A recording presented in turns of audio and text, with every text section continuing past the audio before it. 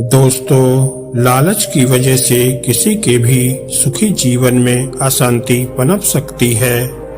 ये एक ऐसी बुराई है जो सब कुछ बर्बाद कर सकती है। इससे बचना चाहिए। आइए समझते हैं इस छोटी सी कहानी के माध्यम से। एक समय की बात है। एक राजा का सेवक अपने जीवन में बहुत सुखी था। सेवक को राजा सोने की एक मुद्रा रोज देता था।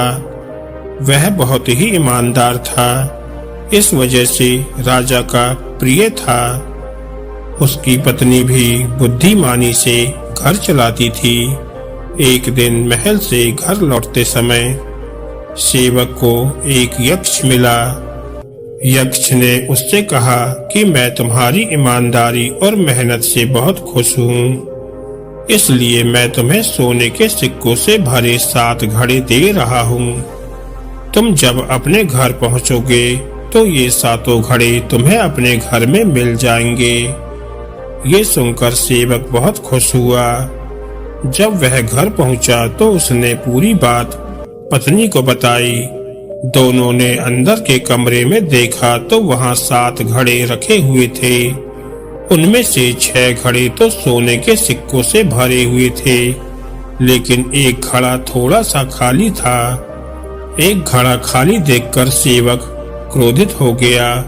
वह तुरंत ही उस जगह पर गया जहां उसे यक्ष मिला था। सेवक ने यक्ष को पुकारा तो यक्ष वहां प्रकट हो गया। सेवक ने एक घड़ा खाली होने की बात कही तो यक्ष ने कहा कि वह घड़ा तुम भर लेना, वो थोड़ा सा ही खाली है। सेवक इस बात के लिए मान गया। अगले दिन से सेवक का जीवन पूरी तरह से बदल गया था। अब वह खाली घड़े को भरने के लिए चिंतित रहने लगा। घर में भी कंजूसी करने लगा। कुछ ही दिनों में उसकी सुख शांति खत्म हो गई थी। वह रोज उसमें एक स्वर्ण मुद्रा डाल रहा था, लेकिन बहुत दिनों के बाद भी वह घड़ा खाली ही था। जब राजा ने सेवक के व्यवहार में परिवर्तन देखा तो वह समझ गया कि सेवक परेशान है। उसने सेवक से परेशानी की वजह पूछी तो सेवक ने पूरी बात बता दी। राजा ने कहा कि तुम अभी वो 7 घड़े उस यक्ष को वापस कर दो, क्योंकि 7वां घड़ा लालच का है, वह कभी नहीं भरेगा।